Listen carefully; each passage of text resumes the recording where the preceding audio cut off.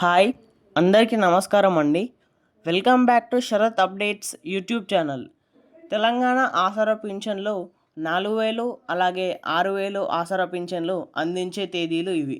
దీని గురించి పూర్తి వివరాల కోసం వీడియోను ఎక్కడా కూడా స్కిప్ చేయకుండా పూర్తి వరకు చూసే ప్రయత్నం అయితే చేయండి. అలాగైతేనే వీడియోలో ఉన్న సమాచారం మీకు క్లియర్గా అర్థమవుతుంది.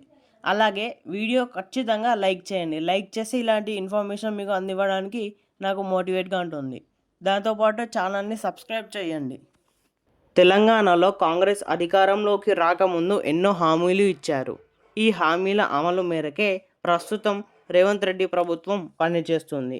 దీనిలో భాగంగానే 6 గ్యారంటీలను అమలు చేస్తున్నారు. దీనిలో దాదాపు చాలా వరకు పథకాలను ప్రారంభమయ్యాయి. ఇంకా కొన్ని పథకాలను ప్రారంభించలేదు ప్రభుత్వం. వాటిని కూడా త్వరలోనే ప్రారంభిస్తామని అధికారులు కూడా తెలుపుతున్నారు.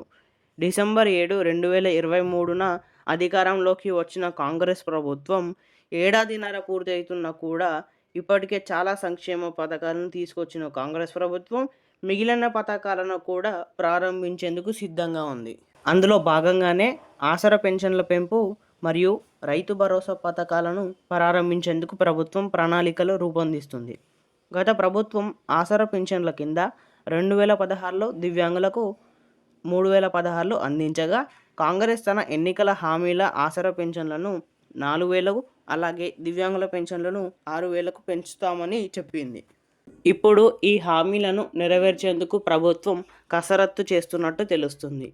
మే 30 తారీఖులోపు ప్రతి ఒక్క అర్హుడైన లబ్ధిదారుడి ఖాతాలో ప్రతి ఒక్క జిల్లాలో ఈ పెన్షన్ డబ్బులు జమ చేస్తాము అని ప్రభుత్వం అయితే చెప్పింది.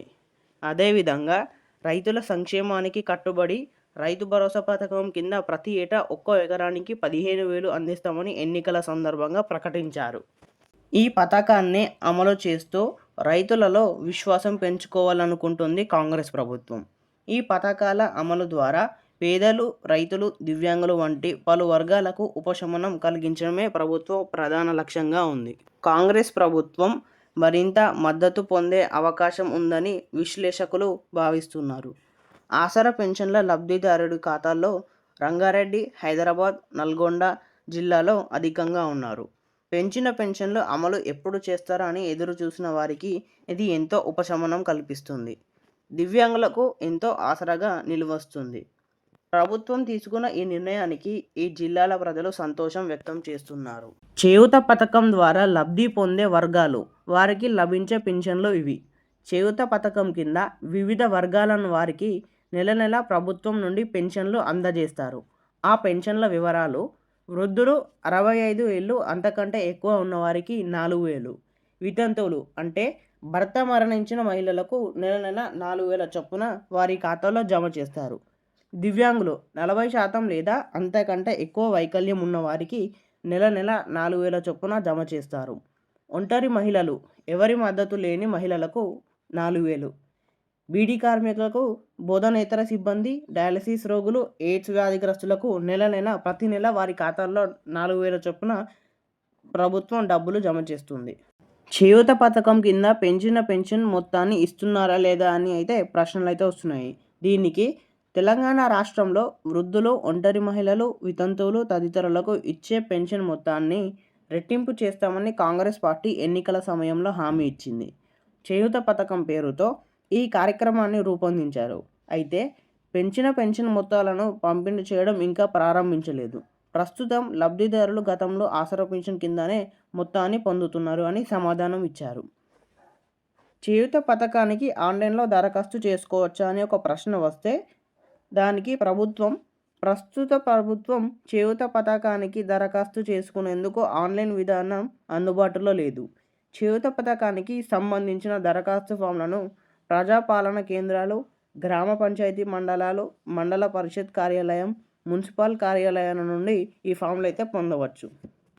పెన్షన్ మొత్తాన్ని లబ్ధిదారుడికి బదులుగా కుటుంబ సభ్యులు లేక మరెవరైనా తీసుకోవచ్చా? కొన్ని ప్రత్యేక పరిస్థితుల్లో అధికారుల అనుమతితో లబ్ధిదారుడికి బదులుగా కుటుంబ సభ్యులు పెన్షన్ తీసుకునేందుకు అనుమతి ఇస్తారు. సాధారణంగా అయితే లబ్ధిదారుడు స్వయంగా పెన్షన్ తీసుకోవాలి. పెన్షన్ పంపిణీ చేసిన అనంతరం లబ్ధిదారుడి నుండి ప్రభుత్వ సిబ్బంది వేలిముద్రలు కూడా సేకరిస్తారు. వరుసగా 3 నెలల పాటు లబ్ధిదారుడు స్వయంగా పింఛన్ తీసుకోకపోతే పథకం నుండి తొలగించే ప్రమాదం కూడా ఉంది. అక్రమాలను అరికట్టడం, జవాబుదారీతనం, లబ్ధిదారుడి భద్రత కోసం ప్రభుత్వం ఈ నిబంధనలను విధించింది. చేయూత పథకానికి అర్హతలు ఏమిటంటే, చేయూత పథకానికి దరఖాస్తు చేసుకునేందుకు ఆయా కేటగిరీల ప్రకారం నిర్దిష్ట అర్హతలు కలిగి ఉండాలి.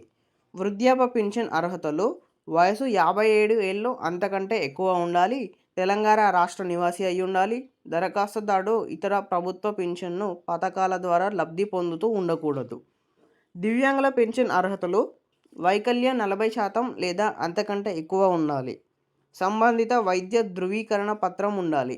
వయస్సు నిబంధన లేదు. వయసుతో సంబంధం లేకుండా వైకల్యం ఉన్న ఎవరైనా దరఖాస్తు చేసుకోవచ్చు. తెలంగాణ రాష్ట్ర నివాసి అయి ఉండాలి. దరఖాస్తుదారుడు ఇతర ప్రభుత్వ పింఛన్ల పథకాల ద్వారా లబ్ధి పొందుతూ ఉండకూడదు. వితంతువుల పెన్షన్ అర్హతలు: వితంతువు అయి ఉండాలి. భర్త మరణ ధృవీకరణ పత్రం ఉండాలి. తెలంగాణ రాష్ట్ర నివాసి అయి ఉండాలి. ప్రభుత్వ ఇతర పింఛన్ పథకాల ద్వారా లబ్ధి పొందుతూ ఉండకూడదు. ఒంటరి మహిళల పింఛన్ అర్హతలు: వయసు 18 ఏళ్ళు లేదంటే అంతకంటే ఎక్కువ అయి ఉండాలి. ఎవరి మద్దతు లేని కుటుంబ పోషణ బాధ్యత కలిగిన మహిళలు దీనికి అర్హులు. తెలంగాణ రాష్ట్ర నివాసి అయి ఉండాలి. ప్రభుత్వ ఇతర పెన్షన్ పథకాల ద్వారా లబ్ధి పొందుతూ ఉండకూడదు. బీడీ కార్మికుల పెన్షన్ అర్హతలు: వయసు 18 ఏళ్ళు లేదంటే అంతకంటే ఎక్కువ అయి ఉండాలి. గుర్తింపు పొందిన బీడీ పరిశ్రమల్లో కార్మికులుగా పనిచేస్తూ ఉండాలి. తెలంగాణ రాష్ట్ర నివాసి అయి ఉండాలి.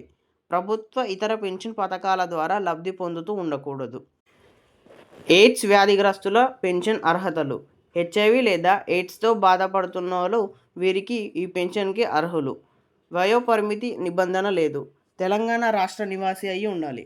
ప్రభుత్వ ఇతర పెన్షన్ పథకాల ద్వారా లబ్ధి పొందుతూ ఉండకూడదు. డయాలసిస్ బాధితుల పెన్షన్ అర్హతలు: దీర్ఘకాలిక మూత్రపిండ వ్యాధితో బాధపడుతూ డయాలసిస్ చేసుకుంటున్న వారు దీనికి అర్హులు. వయోపరిమితి నిబంధన లేదు. తెలంగాణ రాష్ట్ర నివాసి అయి ఉండాలి. ఇతర ప్రభుత్వ పెన్షన్ల పథకాల ద్వారా లబ్ధి పొందుతూ ఉండకూడదు. బోధనేతర సిబ్బంది పెన్షన్ అర్హులు: ప్రభుత్వ లేదా ఎయిడెడ్ విద్యా సంస్థలో పనిచేసే బోధనేతర సిబ్బంది అంటే తక్కువ వేతనంతో పొందుతున్నవారు దీనికి అర్హులు. వయసు 18 ఏళ్ల నుండి 60 ఏళ్ల మధ్య ఉండాలి. తెలంగాణ రాష్ట్ర నివాసి అయి ఉండాలి. ప్రభుత్వ ఇతర పెన్షన్ పథకాల ద్వారా లబ్ధి పొందుతూ ఉండకూడదు. గమనిక ఏంటంటే, కొన్ని కేటగిరీల ప్రభుత్వం ఆదాయ పరిమితి విధించింది. కాలానుగుణంగా ఈ పరిమితిలో మార్పులు కూడా ఉండవచ్చు. సంబంధిత అధికారులను సంప్రదించి ఆ సందేహాలను కూడా నివృత్తి చేసుకునే అవకాశం కల్పించింది ప్రభుత్వం. ఇవైతే ఈరోజు తెలంగాణ యొక్క పెన్షన్ అప్డేట్స్. మరెన్నో తెలంగాణ యొక్క లేటెస్ట్ పెన్షన్ అప్డేట్స్ కోసం మన ఛానల్ని సబ్స్క్రైబ్ చేసుకొని ఉంటే నేను పెట్టిన వీడియో ద్వారా మీకు నోటిఫికేషన్ వస్తుంది. అలాగే వీడియోలో కొంచెమైనా సమాచారం తెలుసుకున్నట్టు అనిపిస్తే వీడియోని ఖచ్చితంగా లైక్ చేయండి.